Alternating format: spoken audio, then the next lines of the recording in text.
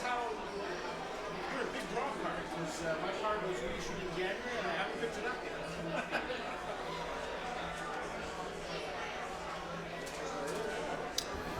You remember Peabody, of course?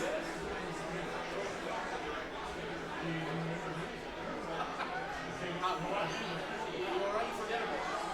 That came up just for this. Yeah, maybe a draw card. More for you than we did for a plaque. Right. Is that a short subject?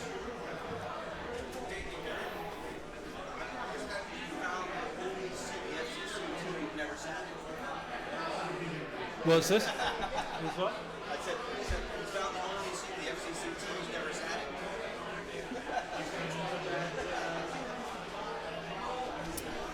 All right, if I could have your attention, please. If I could have your attention. Hello. All right, if you could pipe down, it would be... We're not going to make... This is a very informal evening, so I don't want to spoil the fun or bore you. But we've got lots of space down here, so it would actually be quite nice if you come and join us so that we don't feel so isolated. We've got to have an open mic, so anybody who wants to ask a question or make a comment will be able to do so. So if I can draw you down. Whilst you're moving towards us, we have tonight a stock of Australian fake champagne, Brut Cuvée, 800 baht a bottle, extremely good. You can pop a cork and enjoy some sparkly, so I would recommend that if you wish. Ladies and gentlemen, can you come down and join us?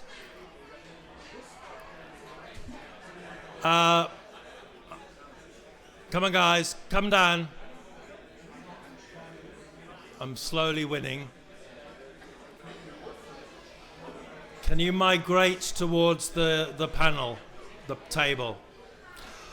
All right, I'm going to press ahead. Just let you know that we have a very big program coming up on Wednesday on Bangkok street food, which the enlightened government of the day is eliminating, presumably to promote tourism. Tonight we are here to celebrate one of our most popular and long-standing members. I always used to introduce Derek Williams as the oldest correspondent in Bangkok, which used to get him going. It's not true, but he's been here an awful lot longer than most of us have been conscious. He came in 1973 first. He's an absolutely regular feature of the clubhouse, week in, week out. People come to meet Derek here.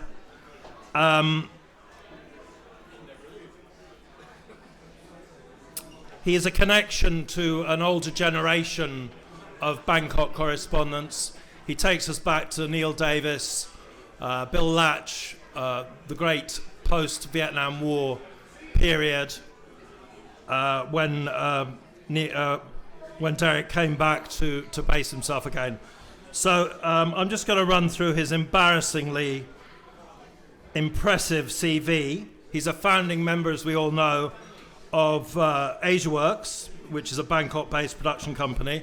He set that up in 1996. He was born in New Zealand in Queenstown in 1946, where he worked in radio and television from 1964 to 71. Then the big change of gear occurred, and he moved up to Hong Kong to become the cameraman in Asia for CBS. He then, from that point onwards, worked all over Asia, from the Middle East and Russia to Korea. He's been based alternately in Hong Kong and Bangkok, and was made a staff cameraman following his coverage of the Russian invasion of Afghanistan, where he was the sole witness to the event and had a world exclusive. Come on, guys, calm down. It's not going to take that long.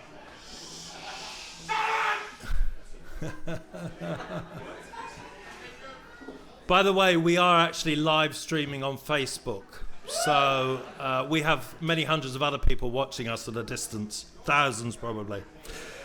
So just to go through Derek's career a little bit further, his assignments took him all over the region.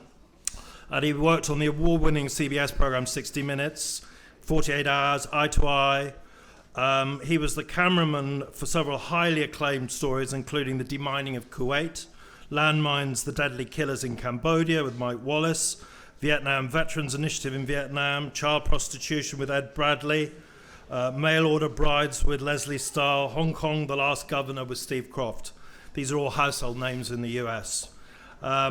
His coverage includes the final years of the Vietnam War, the fall of Saigon, the Bangladesh War of Independence, the siege of Beirut, 1982, the assassination of Indira Gandhi, the first Intifada in Israel, Armenian earthquake, People Power Revolution in the Philippines, the war in the Gulf, 1992 in Thailand. It goes on and on. It's really a stunning resume.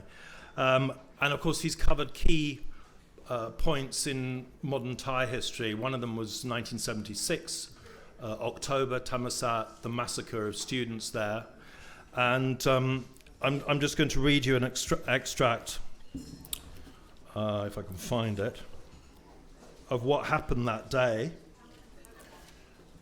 when it was the 6th of October. And the students were holed up at Thammasat University. They'd been taken off the Pramani ground. And the Border Patrol Police and paramilitaries attacked the campus.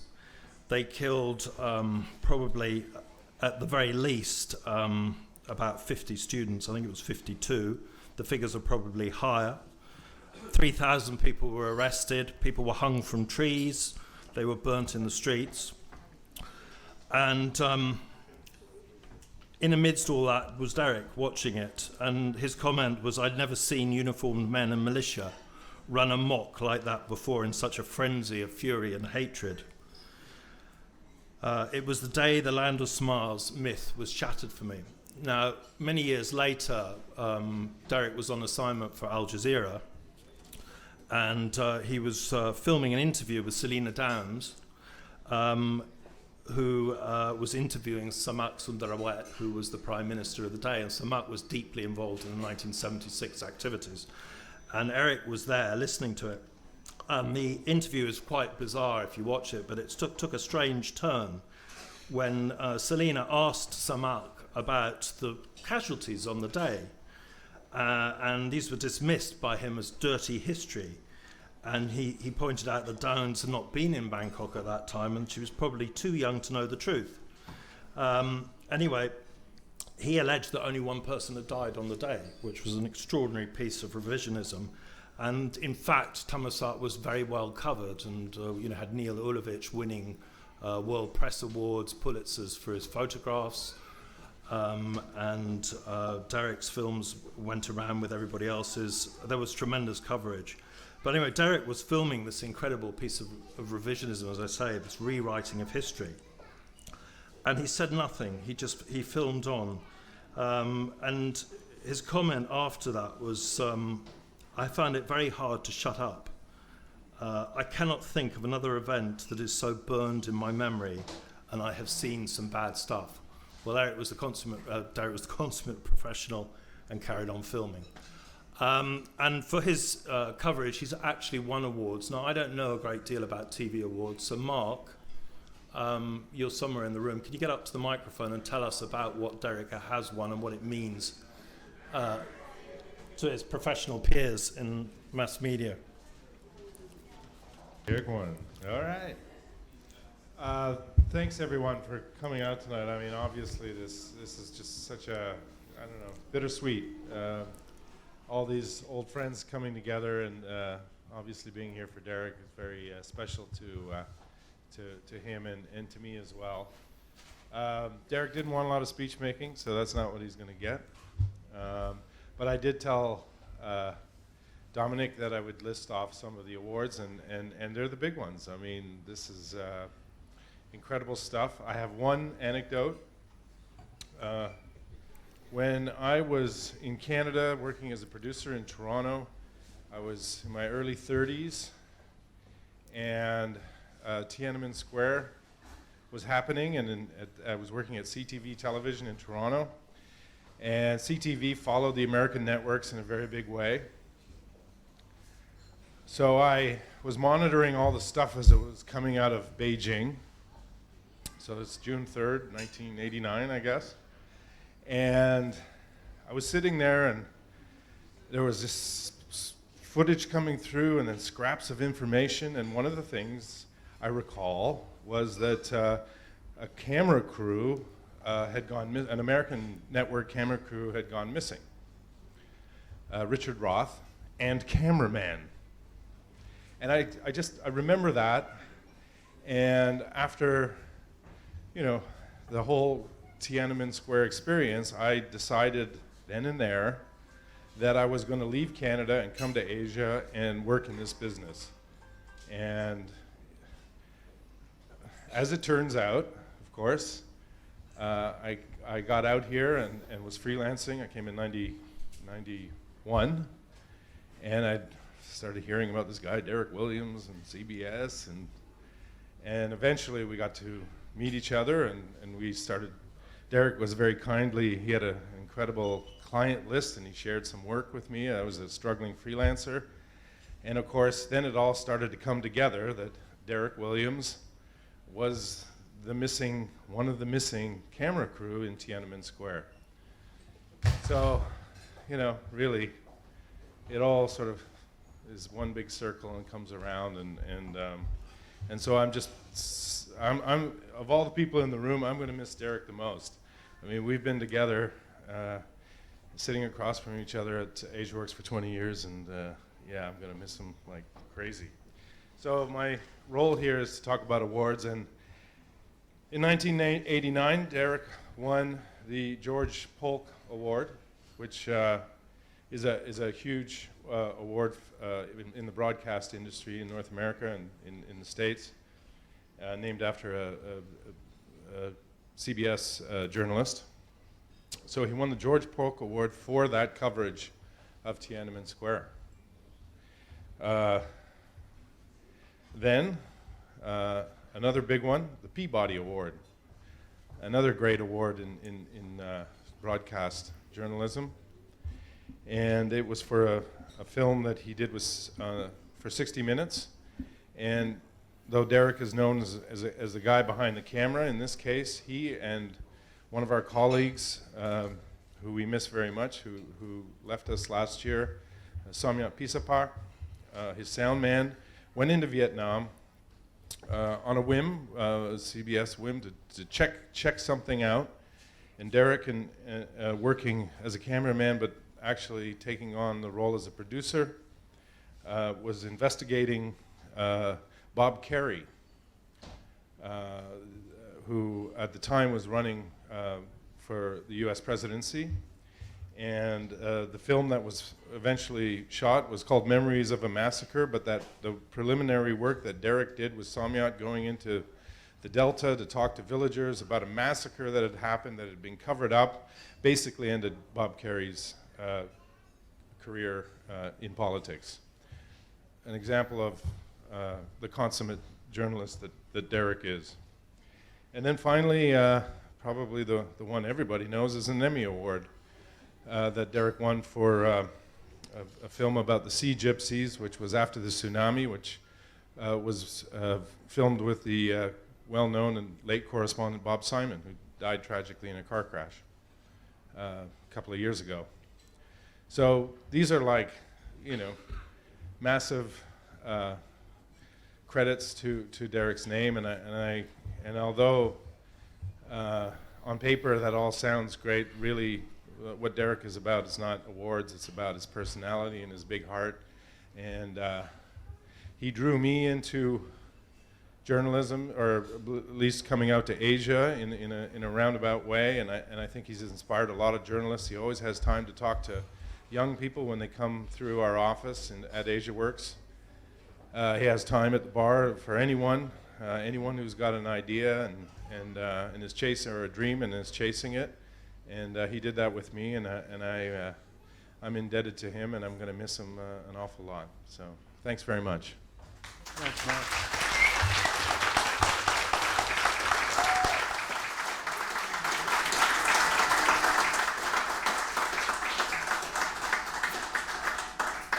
Thanks, Mark, and thanks, Dominic. I don't know where to start, really, but I could start on the first day I arrived in Asia. When I came off a plane from New Zealand with a cheap suitcase, maybe cardboard, I don't know what it was. And I was picked up by the CBS correspondent who was driving a British Racing Green Triumph Spitfire. And he drove me to the Mandarin Hotel, where there was a junior suite booked for me. And I checked in on a Friday. And the whole weekend, I just sat there watching Star Ferries. It was the most, I was amazed by Hong Kong after sleepy New Zealand. And a couple of times I left the room to go down and sniff the action down on the streets, but most of the time I spent looking out the window at the harbor. And so I'm sitting there having a good time. The weekend goes through. Then Monday morning the phone rings, and it's the CBS office saying, "You got to go to India." So I was doing sound then, and I met the other guys at the bureau, and off we went to India. And we went to Calcutta to do a story about the Bangladesh refugees who were living just outside of Calcutta in a suburb called Dum Dum, named after the bullets.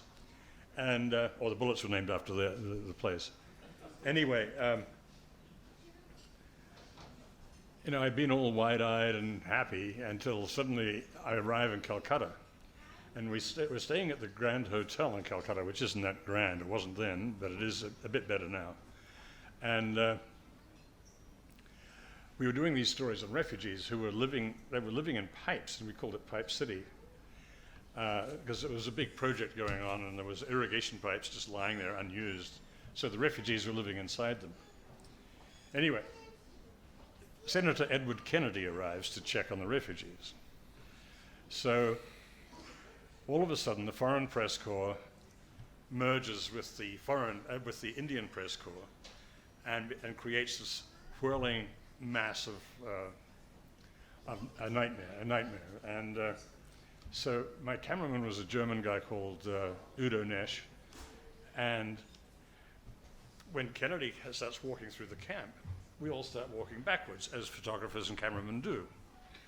And everybody's walking backwards, and I looked down, and I suddenly saw we was treading on refugee housing. We were just little thatched huts. So by the time the press corps had gone through the refugee camp, Senator Kennedy left behind a bunch of just, you know, refugees who were worse off than when he arrived. And I remember going back to the hotel that night, and I was just feeling like crap. I had all the wrong clothes for the tropics. It was all polyesters and stuff, and it wasn't cotton, and I was just hot and sweaty, and I had a case of the shits. I wasn't enjoying myself, and I just remember seeing this destroyed refugee housing, and I thought, this is my destiny, to just go and trample on refugees and destroy people's houses. This is what I came for. So that was one little event, which was really the beginning of my adventure. And I just remember not sleeping that night because it was there was mud and refugees and broken houses.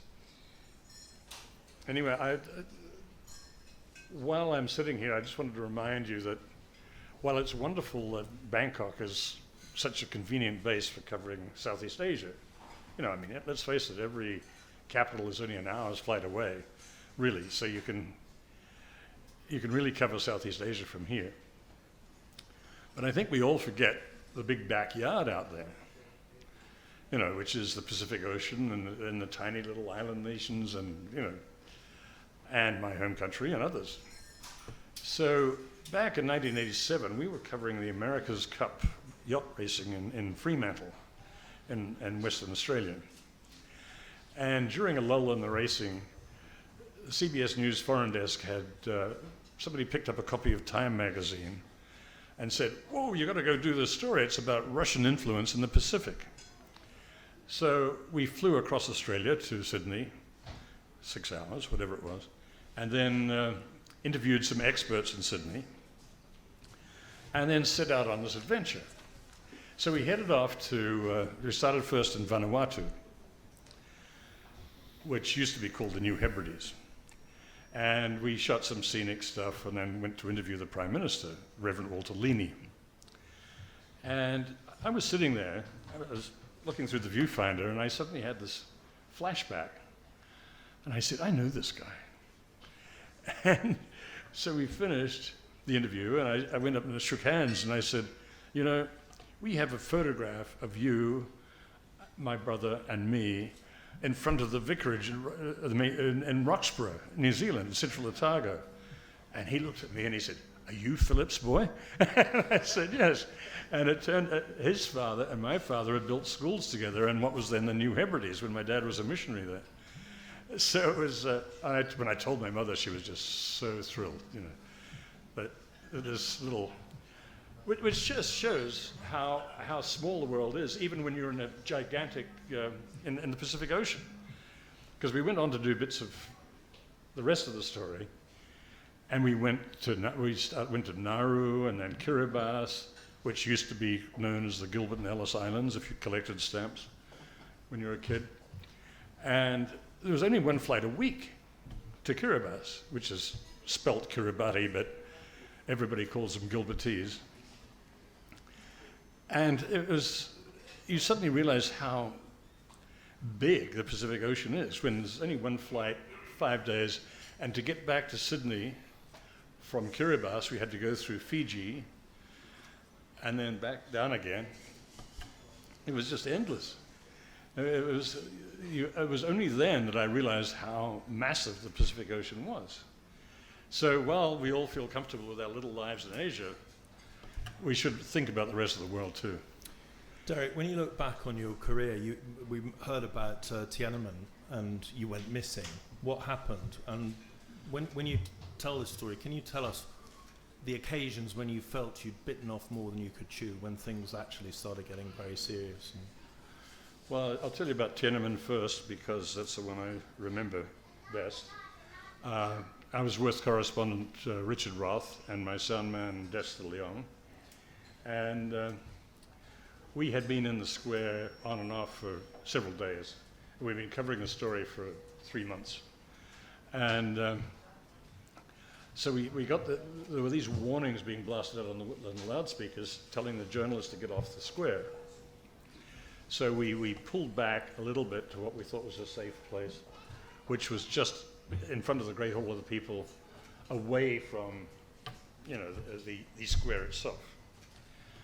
And I was climbing up a fence actually and holding onto the railings of the fence with my elbow when the paratroopers started coming in firing.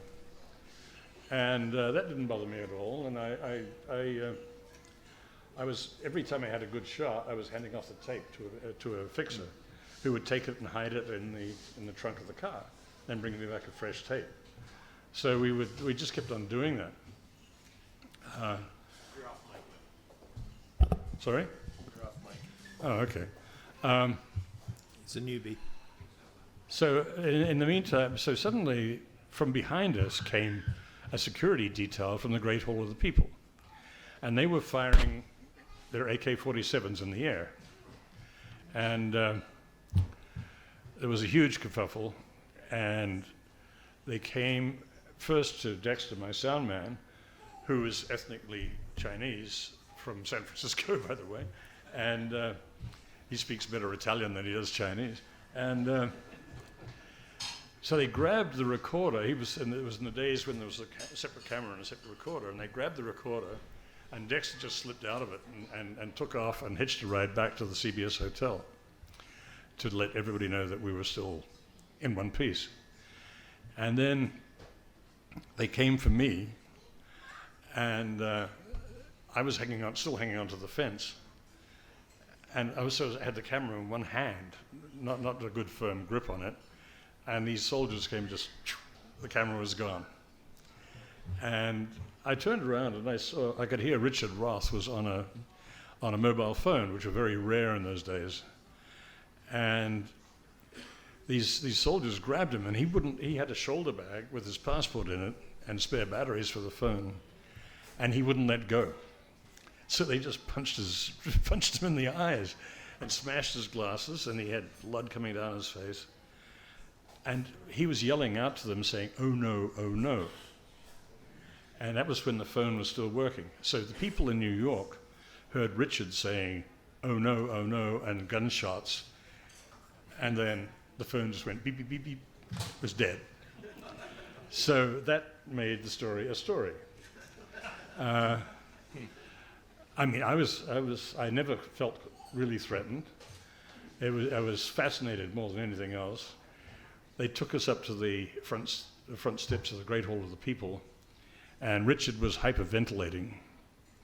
And I wish I had a brown paper bag for him to breathe into, but he had also quit smoking fairly recently. So he started to smoke mine. I said, "Richard, you're not going to stay alive very long if you keep doing that." So anyway, the word got out at CBS, or CBS in the control room in New York heard this exchange of fire and Richard saying, "Oh no, no, no," and everybody they didn't go crazy on it, but they just said the crew was missing. And Richard and I were taken into custody and then interrogated by the Public Information Bureau, PIB, or whatever. And we were driven from the Great Hall of the People through Tiananmen Square in a jeep with soldiers on each side with these cattle prods. And we're driving through the square, and I kept looking to see, I wanted to smell tear gas, and nobody had used any tear gas. They just used bullets. And because Dexter and I had just been covering the riots in South Korea, and the Koreans know how to use tear gas. And I still think the Chinese could have cleared that square with just hiring a 747 full of Koreans. No, really. I mean, the gas the Koreans used was really vicious. Anyway, so we get taken to this little school it was for the employees of the Forbidden City. And that's where we were held for about 14 hours. And the Chinese military and police kept bringing in these stray foreigners who they'd rounded up in various baton charges around the city. And suddenly we had all these weird people. We had the 13-year-old son of the Pakistani military attaché. We had a pregnant mother from Idaho, and it was just the weirdest bunch of people you could ever have. Oh, and an injured food critic from Italy, who had a rib broken in a baton charge.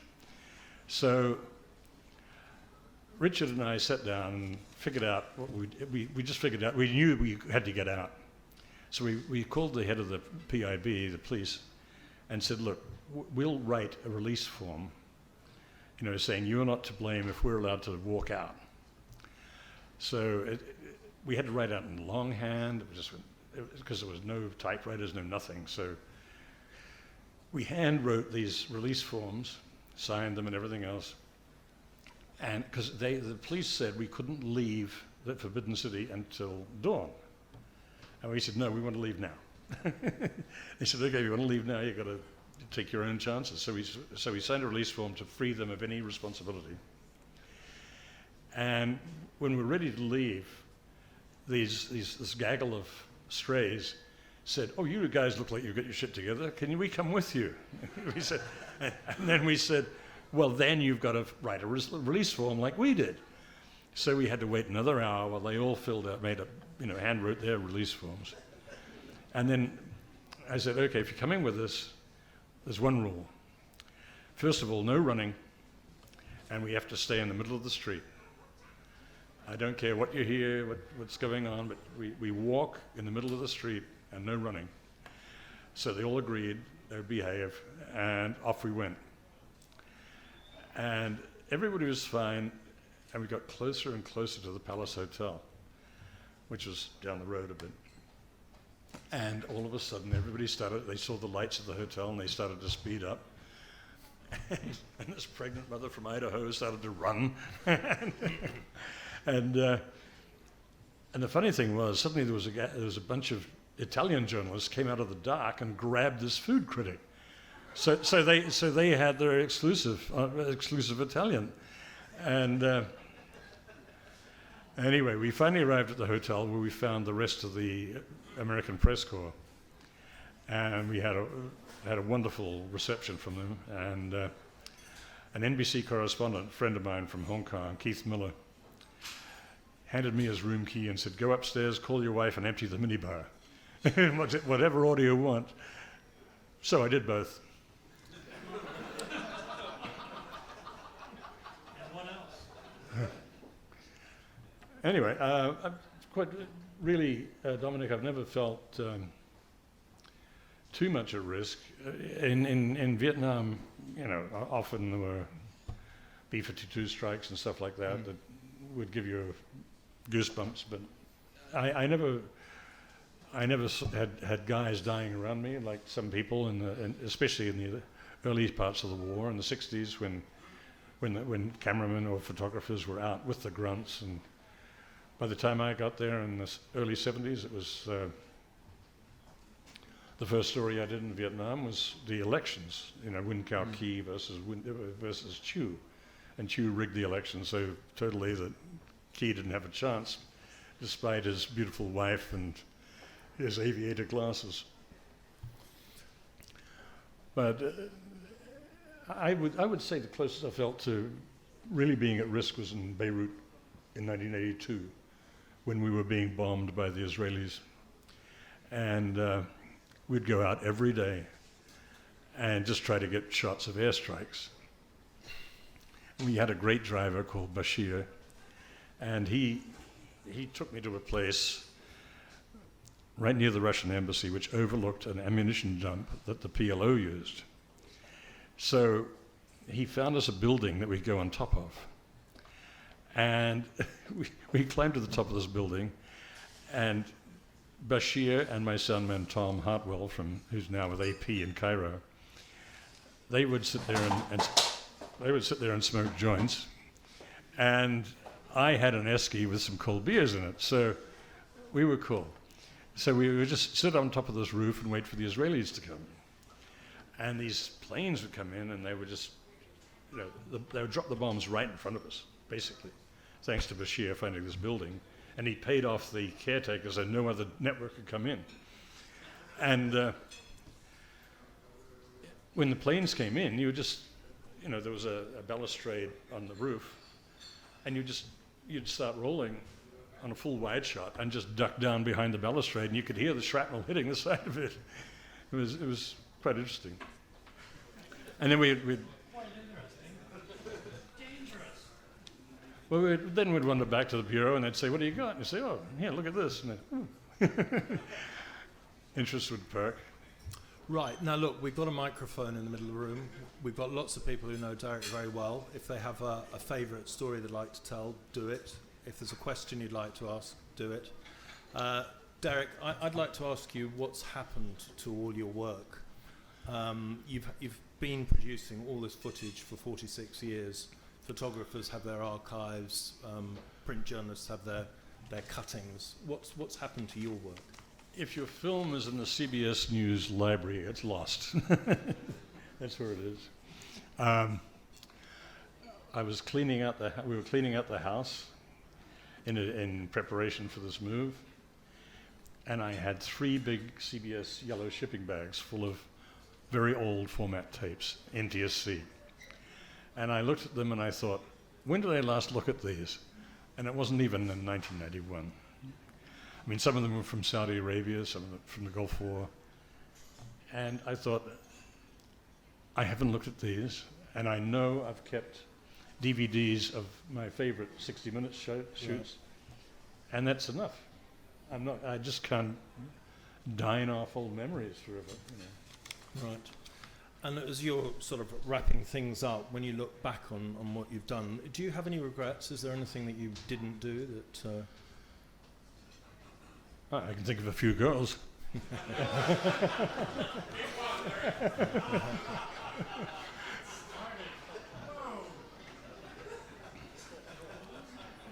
No, seriously. No, not really. I think I had a good time. I think I did all the stories I would have liked to have done. Everybody's quiet. When you look back, which people stand out amongst your colleagues? Which are the people that you always think Bob about? Simon from CBS was definitely the best writer to video of any guy ever. I mean, he was magical. And if you look at a Bob Simon piece and how the video just flowed, you just knew it was Bob, and he was wonderful. And he would. I worked on his very first story when he came to Vietnam in 1973, and it would have been 72. And I realized then the guy he could write, and you find these things out about your colleagues as you go along.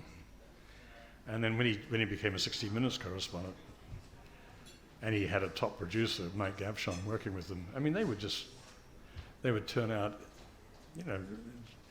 they'd make chicken salad out of chicken shit, there's no problem. But Bob is definitely the guy he was a good friend and the most memorable of people. Who else? Oh, there's dozens of friends, Hugh Van Ness is one. The famous photographer Hugh Van Ness, who took the famous helicopter picture in the fall of Saigon. Hugh was famous for his colorful language. And Hugh came down here. He was shooting for Time magazine during the Cambodian refugee crisis. And there was a big camp at Sa Kaeo. And Rosalind Carter came to visit. And it was rainy season, and it was mud, and it was terrible. And the people who were running the camp laid out these white stones so they knew where she was going to walk. And Hugh saw all these photographers at the entrance of the camp, so he wandered off and found a woman with a baby, and he staked them out. So Rosalind Carter was walking, she got welcomed, and then was walking along through the camp. And to Hugh's horror, she was going to walk past his mother and baby. So Hugh yelled out and said, "How about this baby, Mrs. Carter?" And she said, "Don't you have enough pictures already?" And he said, "Not in this fucking gangbang." And she stopped. And she picked up the baby, and he got his shot. It just shows what shock can do. Can nip up to the microphone because other people won't hear you. Patrick, please. The Facebook folk will just hear noise.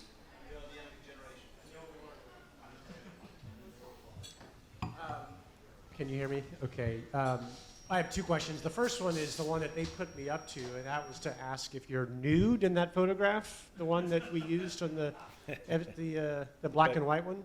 The Beirut picture. That was in Beirut, on the roof of the Commodore Hotel in Beirut. Okay. And the photograph was taken by Tom Hartwell. Fair enough.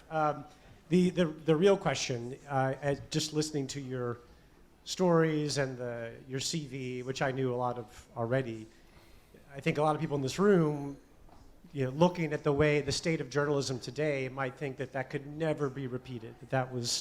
This is the resume of a golden era of journalism, incredible stories. On my bad days, I kind of agree with that. And then on my good days, I feel like news is news. It's still interesting. We still go chase stories. We have incredible stories to tell our friends. And I'm just curious if you feel like you've lived through an era in journalism that can never be repeated again, and if you are worried about the future of journalism, if you're pessimistic, if you feel like these great stories aren't going to be told in the same way that they used to be told, or if you're actually still very optimistic and confident about the state of journalism. So. I share what you just said. I was very lucky to have lived through a golden period. Back in the days when we shot film for TV and had to change film in changing bags out in the field. It was pretty, it was sort of desperate times. And the print journalists were special people. Some of my friends like Kate Webb from UPI and Bert Oakley from UPI and people like that were terrific writers. They could just write, they'd get a story off in 3 minutes. They were just incredible to watch at work. And or even and some of the New York Times guys like the Bob and Barbara Treaster, and we were up in Da Nang during the Easter Offensive in 1972, and you just watch all these professionals work. It's amazing. And okay, we don't now travel as a pack like that, I don't think. And I think the news business has lost its aura and its glory. I mean, why would a young person finishing school now want to go and be a journalist and go to Syria and get shot at, The people who go to Syria and get shot at are very special guys. Some of those still photographers just do amazing stuff. And yet, for what? For $400 a day or something? I just find them incredible, and they have my admiration because there aren't many people made like that anymore. Mm. And how could you get any young teenager to think that was glorious and exciting, to grab a camera and go and be in some shithole like Syria and get shot at? No, I fear for the future for journalism, especially with the people who are running the government in the United States right now, who used to be our allies, who aren't anymore. I mean, yesterday when the president met the Russian foreign minister and they wouldn't let the U.S. press pool into the room and let a TASS photographer in. I mean, what's happening? Mm. When you started out in 1971, there was a different atmosphere regarding the press. There was a kind of unwritten code that you didn't shoot newsmen. The Khmer Rouge changed that. They killed an awful lot of people quite deliberately. Bosnia changed it very dramatically, and you talk about Syria now. This degradation, this disrespect for the press, do you think we brought it upon ourselves? I don't think, even in the 1970s, there were journalists killed in Vietnam. Oh yeah, like ABC journalist Terry Koo was gunned down by the North Vietnamese on the Highway of Joy, or what it was called, on the road from between Da Nang and Hue, which was a very dangerous road. And the fact that he was there and got shot at was, I think, was a bad judgment call, but he got killed. But it's always been incredibly risky, and I just don't think these days anyone want to do it. Mm. And also, I mean, you run a business which feeds on television news, and times are getting harder and harder. Is there a future for companies like yours? Can we keep it down, please? Noise at the back, down. That wasn't me.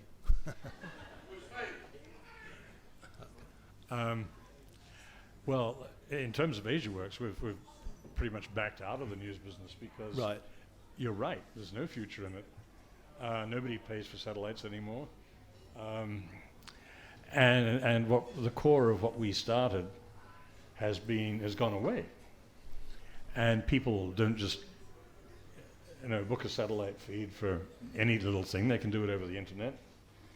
So the news business as we knew it has pretty much disappeared, evaporated. And a lot of that's because of technology.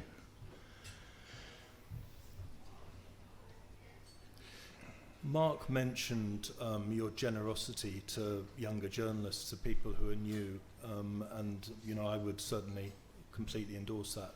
I've also come across a lot of older journalists who are extremely selfish and don't want to bring on the next generation. I won't name names. But why do you feel that that's important? It is something, it's part of your personality, obviously, but there's a nurturing quality to you. Well, I'll tell you a story. You know, the late Neil Davis was born in Tasmania. And the number of times I've met young Australian cameramen from Tasmania who come up to Bangkok to visit where Neil was killed. I mean, one time, Mark and I were sitting at the corner of the bar there, and it was the anniversary of Neil's death, and I had Neil's photograph in front of me, and I was toasting him. And there was this young kid at the end of the bar, and he came up and he said, "Did you know Neil?" And I said, "Yeah, very well. He used to come have dinner at my house every Sunday night." And he said, "Can you tell me where he was killed?" He said, I'm from Tasmania, and you know, he's God down there. So, as good as I could find the map, I showed him. But there's dozens of young guys from Tasmania who come up to try and emulate Neil. And you'll find them in Al Jazeera as cameramen, like Mark Dobbin, he's a Tasmanian. And they all grew up with this Neil Davis story. So I think when I meet one of those young guys who wants to talk, I think you can only do them right by talking to them. You don't want to tell a guy to, you know, that you're too important to talk to him, because you're not. He's a kid with guts and is ready to do stuff that you wouldn't have done. You know, so why not? Have you ever put anybody off journalism? My son, yes.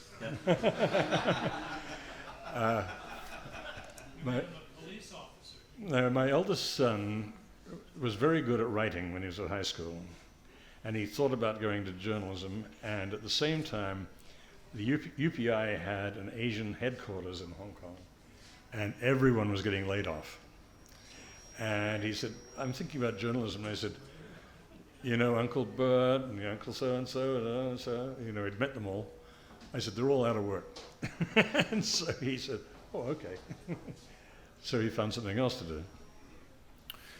We've all had assignments that have gone disastrously wrong. What was your worst experience? Oh, let me think. This is tough. Well, there were many. No, there's been times when you think you've got a great story, and this is the days when you used to ship film, put it in a shipping bag and just go out to the airport in Delhi or somewhere and ship the film.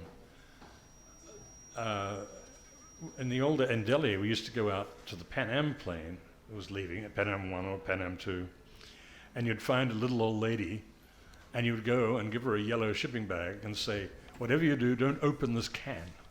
It's exposed film." Can you imagine doing that now?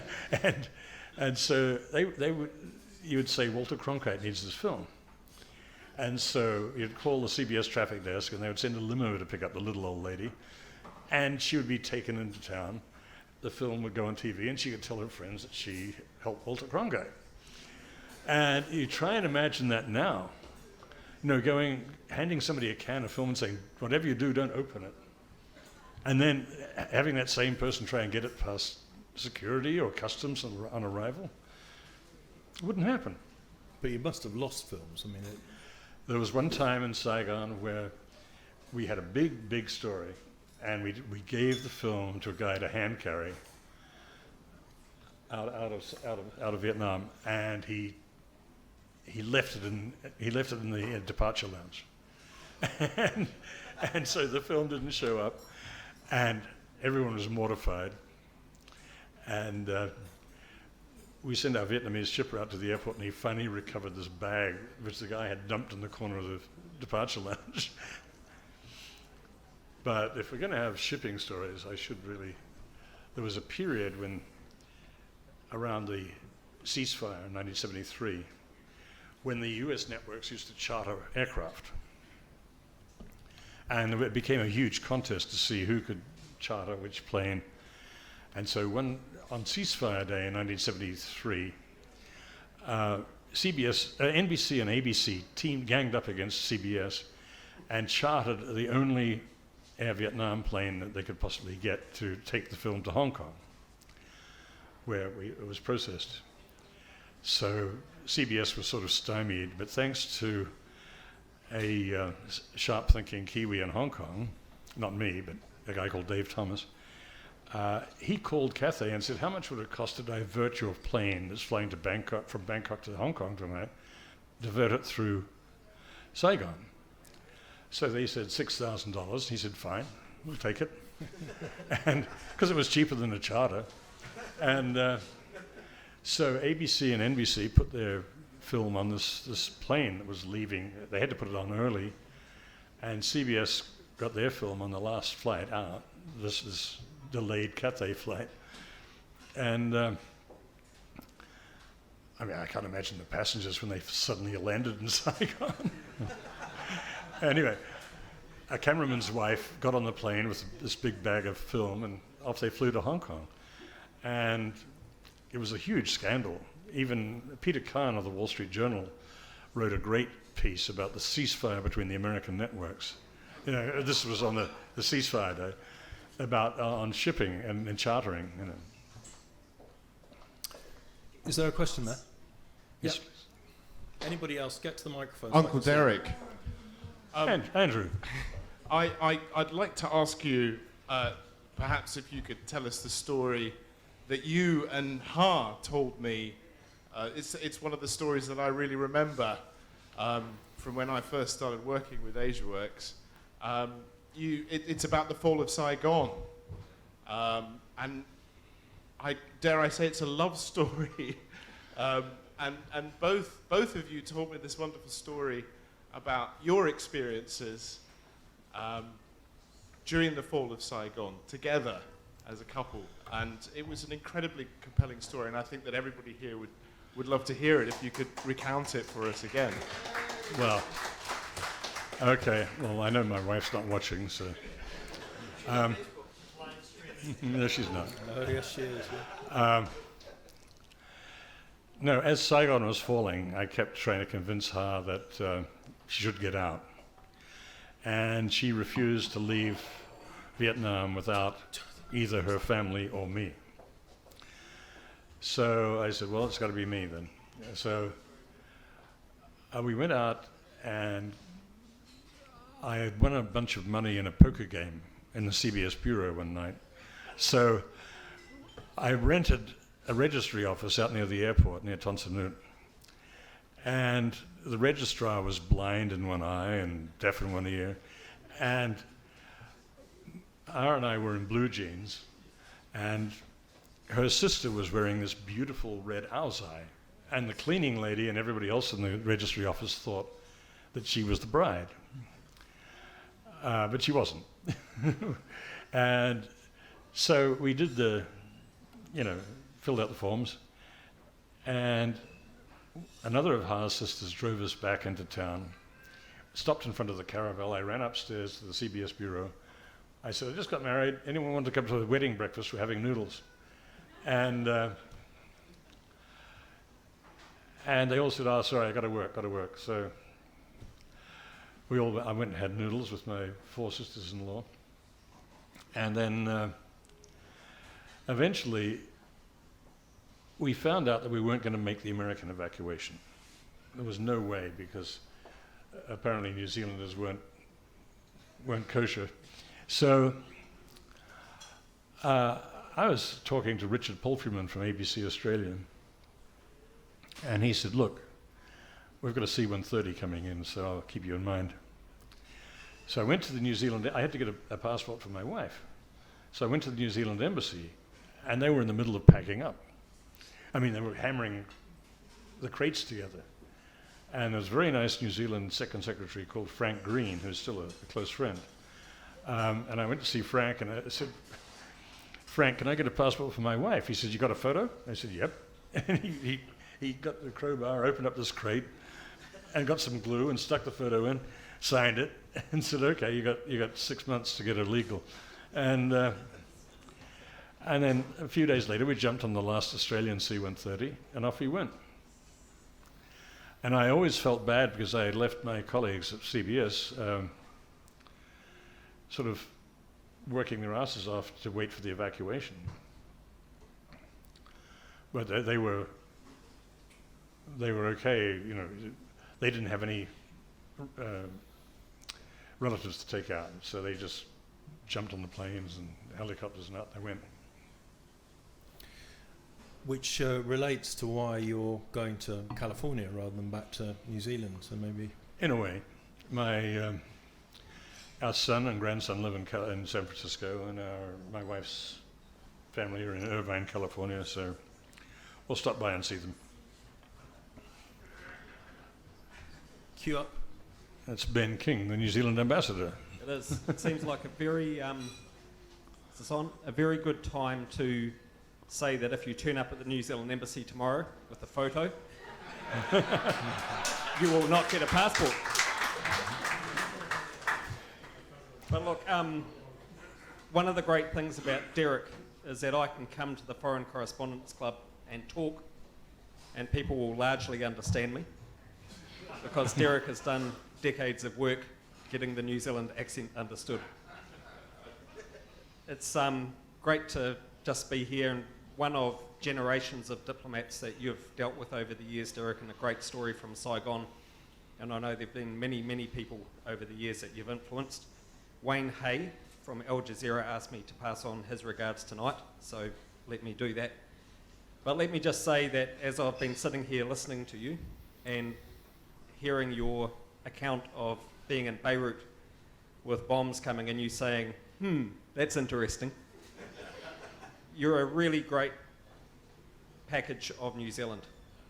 And your adventure and your curiosity and your willingness to give things a go and look at things a bit differently are all great characteristics of our country.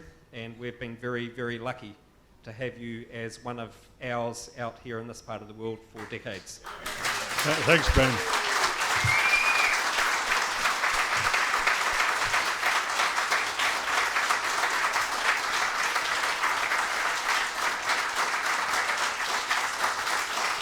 Thank you, Ben. Thank you very much. So, Godspeed and good luck.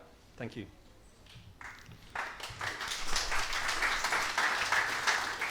The microphone's there, don't be shy about it. When you look back, you talked about Kerry's sinking the career, your contribution on that. Can you think of a story that you covered that changed the way things went for the better, that you're possibly proud of? I would like to think there were a number of starving refugee stories that we've done that made people sit up and think, or maybe donate some money. But in terms of historically, no. I can't think of anything that changed the course of history. It's a shocker. Am I allowed to ask a question? Of course. Identify yourself. It's easier. Thank you very much. I'm incognito. Jonathan Head, for those who don't know me. Derek, for any of us who've been in this region quite a long time, if we think back to the time that almost none of us have experienced, which is the early 70s, one of the accounts of that time that has made an impression on most of us is John Swain's River of Time. And that's incredibly romantic. It's a very emotional book. I wonder, when you look at a book like that, how your own early experiences about the same period in the early 70s compared to John Swain's in terms of the way in which it molded your outlook on life. John Swain managed to make romance out of Cambodia, whereas I was shitting my pants every time we went down a highway. I mean, quite frankly, it was scary because you never went down a road unless you saw people moving, and you spent the entire drive looking out the window and trying to see a human being on the road, which was your then justification it was okay to go down the road. Because so many guys got killed going down roads. The year before I arrived, I arrived in 71, but in the 1970s, something like 30-something journalists were killed in Cambodia. So I don't know how John made it as romantic as he did, but I suspect it had something to do with an opium den. I was going to add to that. Because we've commemorated your friend Neil Davis several times at the club here, when we commemorated the the 30 years after his death, we looked back at the documentary done about it that he took part in before he died. What struck me then was, I thought all you guys, when you started in the 70s, were encumbered with these massive machines with reels of film that ain't lasted for 10 minutes. And there wasn't a great deal you could do with that. And yet, looking at his film footage of combat in Cambodia absolutely gripped me. And I couldn't think of anyone's film footage, even recently, perhaps one or two really dramatic moments that actually captured the visceral being there sense of filming that he captured. I mean, was that the same experience for you in some of the things you were in, where you actually had to be right in the midst of it? He always said you had to be ahead of everyone else in order to get the decent shots. Neil was an athlete. In his youth, was actually a professional athlete in terms of running. And he always filmed with a small Bell & Howell 100-foot load camera, which you could hold in one hand. And that's the way he liked to work. He didn't want a sound man. He didn't want somebody dragging on a cable behind him. He didn't want to ever be responsible for anyone. And when I think of how he was killed here in '85, I just know that he didn't want Bill Latch to be on the end of that cable. Because Neil was very much an independent operator. And he, as you say, he would run up to the front line, get right in the front. And he would form associations with Cambodian soldiers or Vietnamese soldiers. He didn't hang out with the Americans. He just made friends and used those friendships to get back to where he was the previous day or whatever. And no, the fact is he was most of the time he was using a small camera, and he would take a big sound camera when it was safe enough. I'll never forget one day when we were on the riverbank in Phnom Penh when the convoys were coming up the river, up the Mekong from Vietnam to relieve Cambodia, because Phnom Penh was being starved to death by the Khmer Rouge. And the convoys were being attacked by mortars and everything else by the Khmer Rouge. So we were on the riverbank, and some mortars came in, and Neil's camera was standing there on the tripod, and some taxi driver took shelter under his tripod, knocking the camera over and smashing off his viewfinder. And we had a spare camera back at the hotel. So Neil said, have you got any spare things? And I said, yeah, take our camera. So the next day we went out to the countryside, and Neil stayed in town, and there was a huge rocket attack in Phnom Penh, and he scooped us with our own camera.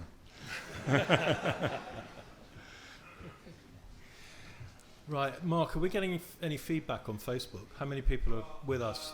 There was a message that Eric's glass needed more wine. Right, that can be fixed. Jonathan Head took care of that. No, we just, generally people appreciating hearing from Derek. No specific questions, but perhaps if you Any numbers?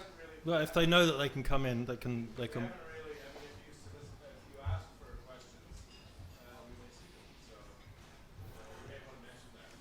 Okay, we've got somebody at the microphone. Yeah, Derek, Benjamin Zawacki. We spoke about a year ago, and you told a story that I can't recall the details of, but essentially it was you chasing a plane. It may have been when Charachai Chunavan replaced himself on the plane when Black September staged its hijacking here. I don't remember if that was it, but you basically were chasing a plane from Hong Kong to Bangladesh to Manila trying to find someone. And it was back in the days when, again, the networks would pay for this sort of thing. And if that rings a bell, please tell that story. Okay, I think the story you're referring to is when the Japanese Red Army hijacked a plane and landed in Dubai, or Abu Dhabi, I forget which. So the CBS foreign editor was in Hong Kong at the time, and he got out his airline guide, this was our Bible at those days, and he decided that the Hong Kong crew was closest.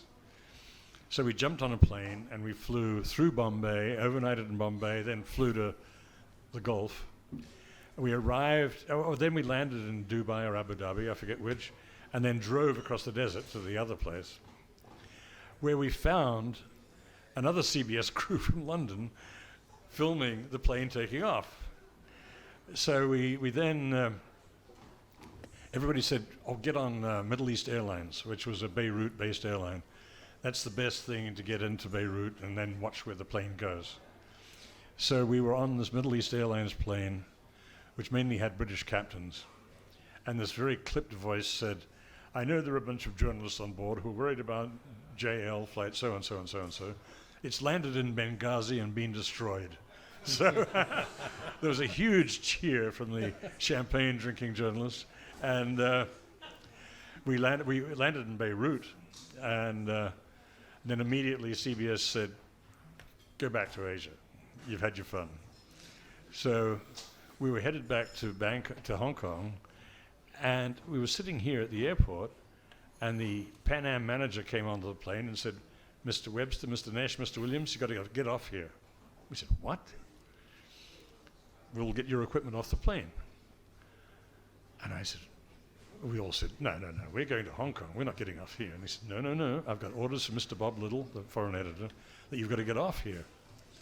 So we get off, we go into town, stay in the Montian Hotel, and call the foreign desk, and they, oh yes, there's new fighting in Cambodia. New dry season offensive. So we fly into Cambodia the next morning. We're all exhausted. And everybody says when we arrive, they say, oh, no, Al Dawson filed that yesterday, and he's topped that. So it was just a headline, a UPI headline that sort of got the foreign desk excited and got us stuck in Phnom Penh for a week. I was once given a business card by an editor from London, and it said, Editor Asia. And I laughed, and he said, why are you laughing? And I said, because it's half the world. I mean, how could you do a job like that? It's a preposterous assignment. You joined CBS as the cameraman for Asia. And as you've just described, there's this runaround to be in the right places. How many stories did you miss by being in the wrong place? Or get back too late to cover? I would like to think not many. We were sort of puppets of the foreign desk. So, and they used to read the New York Times and the wires and decide where we were going to go. So you went where you were told. Right. Occasionally you would get to choose or recommend an assignment, if you thought something was a building story. Mm. But for the most part, it was top down. Yeah. And our foreign editor had been with the American OSS during the Second World War, and he knew almost everything. Right. And he had fixes in every country in Asia and cameramen and God knows what. So if Bob told you to go somewhere, you just went.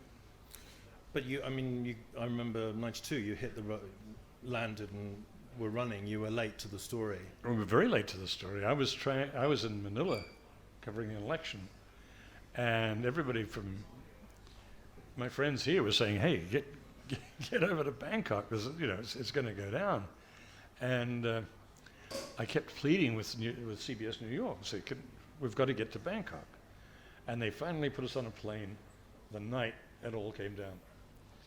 And I just remember walking up Rajdamon when the tax office was burning and glass was falling out of the windows. Mm. And I was so tired, I didn't care if the glass fell on top of me. I just kept walking and filming and walking and filming. Right. Well, are there any more questions? Yep. To the microphone. And for people watching on Facebook, send a question if you want. Derek, you've watched Asia over this lengthy period in which you've covered so many wars, and yet there's actually been a lot of peace in Asia in this time as well, in more recent years. Today, we've got the fear of potential nuclear conflagration, courtesy of Mr. Kim up north. We've got a loony running the Philippines. We've got a loony running America too, who's arguably worse. But in the South China Sea, there's the threat of war as well. how do you see things shaping now as you look towards the future? Well, first of all, you can't cover the South China Sea or the nuclear war in Korea. So I'm really impressed with what's happening in Asia. If you go to Vietnam and just see that place, it's just bustling, and it's booming. And even though my wife is Vietnamese and I'm very close to the country, I come away from that place and I'm just so impressed. And I see Thailand bogged down in Thailand 4.0, which isn't going anywhere. And sorry guys, but it's true. You're under arrest, Derek. But I mean, you look at the Philippines, which I was there for all of the people power and everything else, and Cory Aquino and the end of Marcos, and I always thought that place might have gone somewhere, but it hasn't. And Indonesia's now just shot itself in the foot with the ousting of the Jakarta governor. So it's hard to find positives, quite frankly, but I like to think that, I mean, I know at least for one, peace has been very good to Vietnam. And you have to say that they're so industrious and so hardworking. I mean, you get on a plane in Hanoi and then land here, and the differences are quite marked. Your taxi meter works. You don't have to bargain. Right, get to the microphone. Quick. Stand up. You need a shorter microphone. Hello. Derek. Veronica. I see you on social media a lot. I like it. I like it, seeing you on Twitter and Facebook and that, but what difference has it made to the quality of journalism in your view? I mean, I don't think social media does anything for journalism, quite frankly. It makes people aware of things that are going on if they don't look at anything else. But I just don't think it drives journalism at all. It may make people aware of a story or something like that, but it's nothing more than that.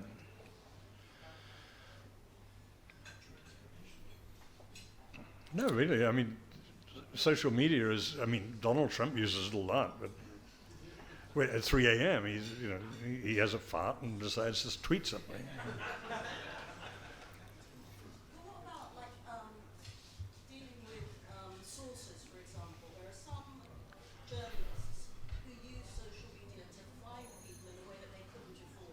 Well, that's good, if they can.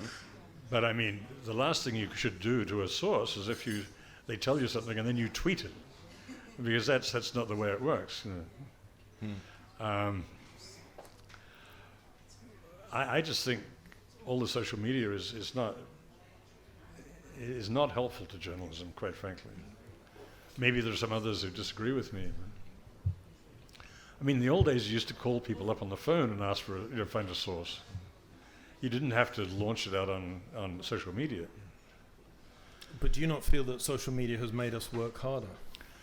I think that social media is, I mean, I'm a big user, as Veronica says, but it's only because I'm championing some cause or whatever, but it's not because I think that I'm changing the world.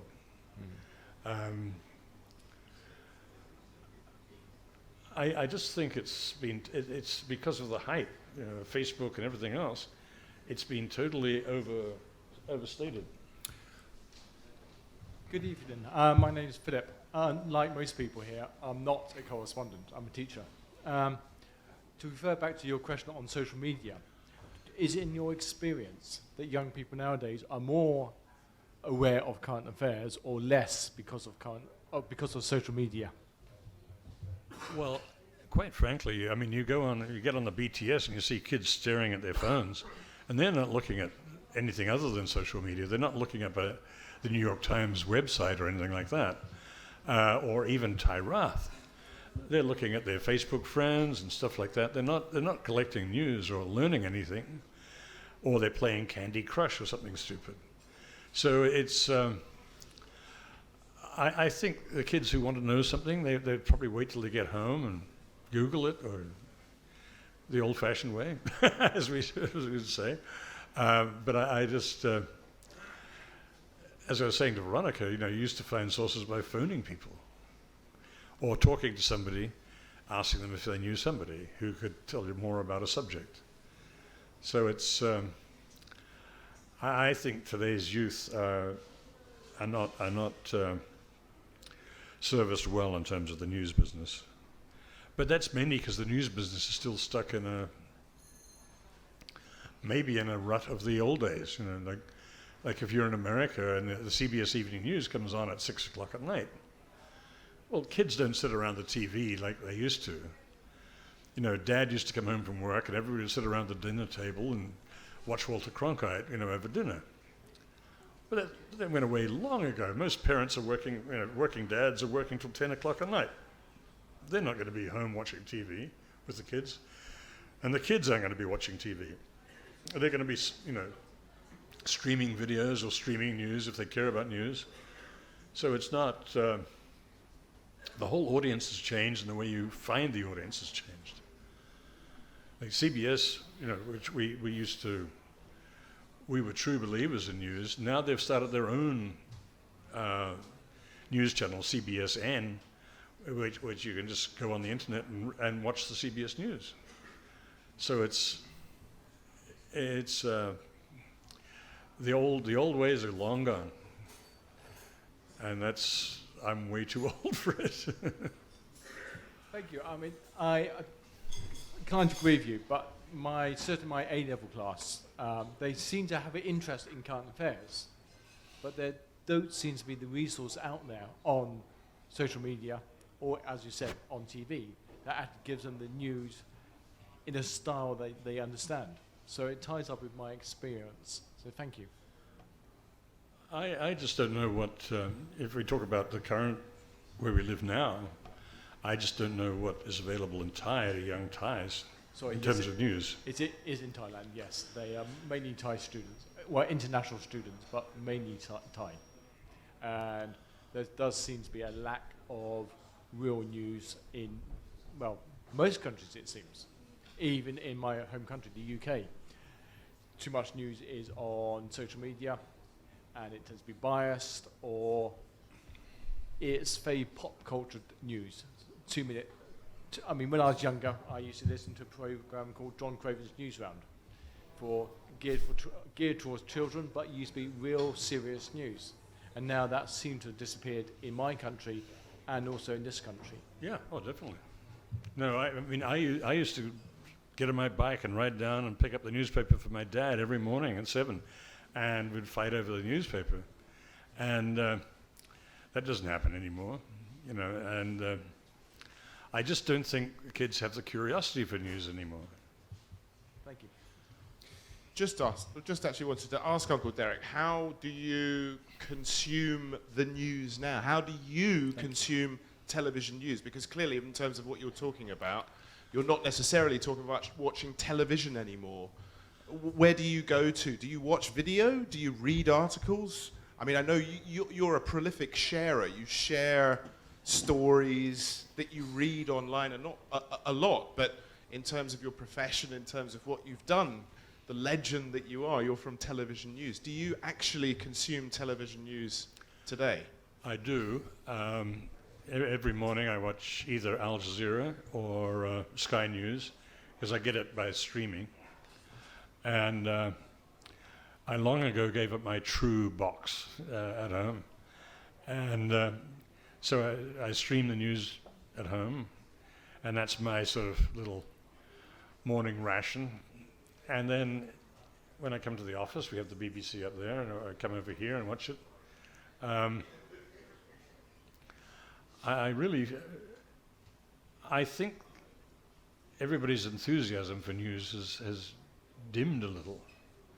It seems to me, everybody was very excited about it. like the headlines or whatever, big news stories. Mark. Did I say I was going to miss you terribly? This question from Mink Nijhuis, who's a colleague of ours, Dutch journalist watching from Amsterdam. We've sort of covered it, but it kind of fits with where we're going. She's asking, what advice do you have for new journalists? People who are coming into the business, given all this change, what would you say to them about getting into this business? We know you turned your son away, but I think even since then it's changed. No, But there are examples of Miss Pailin, for example, who's one of the new journalists. She's a definite exception. Right. Highly successful videographer. Sorry? What do you have to say to the new generation? Well, if they have the determination and intelligence of Pailin, they'll get somewhere. But you can't, it's not a profession you can just drift into and dabble in. It's got to be, you've got to be dead serious and have the devotion and to make it work. I mean, Pailin makes documentaries, which, is hard work.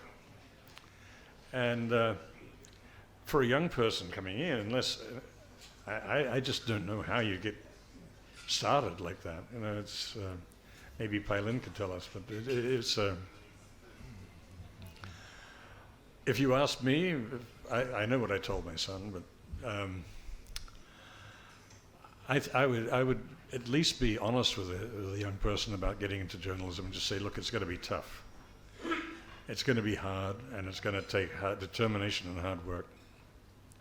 Nothing else. You might get a lucky break, but that's it. Phil. Derek. Phil. Actually,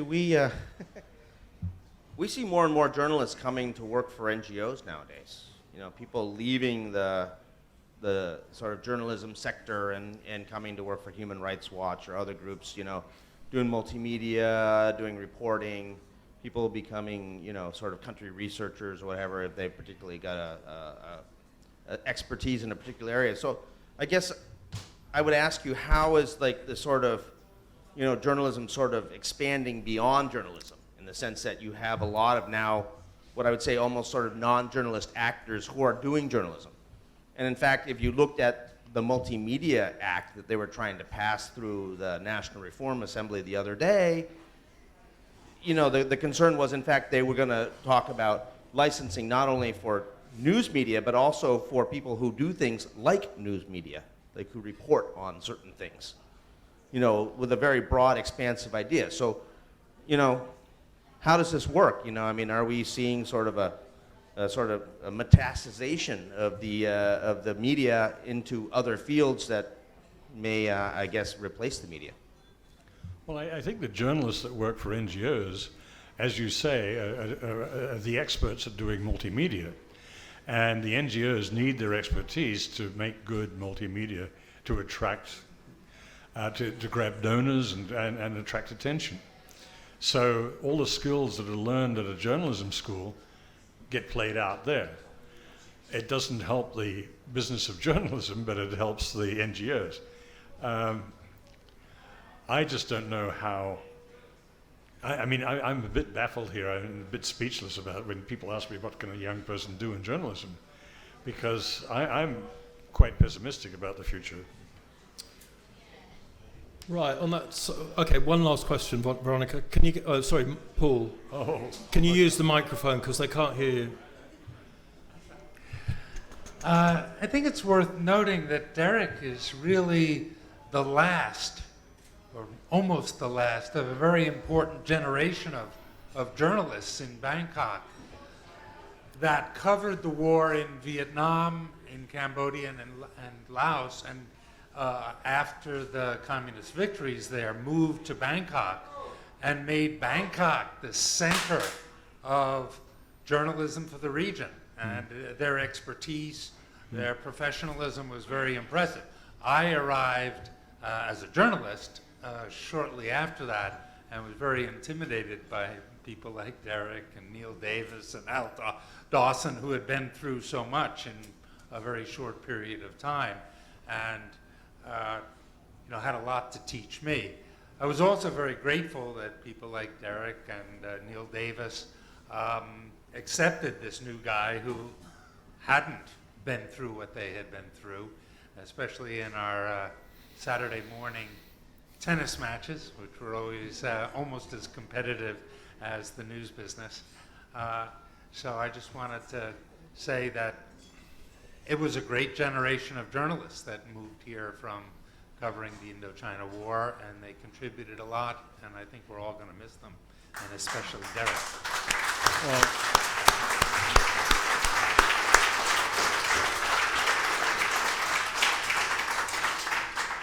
thanks, Paul. I got a message from Dennis Gray today, talking about veterans. And Dennis was counting on one hand how many Vietnam era guys were left here. It was Dennis, me, Al Dawson, and Jimmy Pringle occasionally. And that was it. 3 really. And well, no, Dennis still writes. He's living in Chiang Mai, but he still writes a piece now and then. Yeah, when he finds a stray elephant. Right, well, I think we've run the course. This has been we've made you work hard. Speaking as the president of the FCCT, I can say that Derek's departure is a complete catastrophe. It's wrecked our income stream. Just when I thought the books were turning around, we're down to Mark Lebin. We're going to take out insurance on him, but I don't think we can afford the premiums.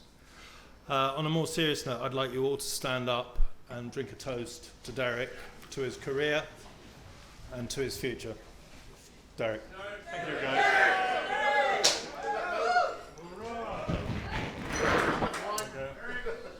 Don't fall over. Chai. Phil, can you lead Chayo?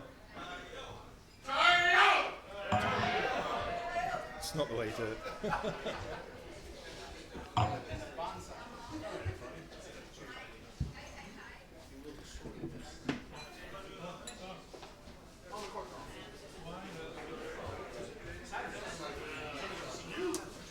So yeah, the bar is open, the kitchen's open, make an evening of it. You're very welcome.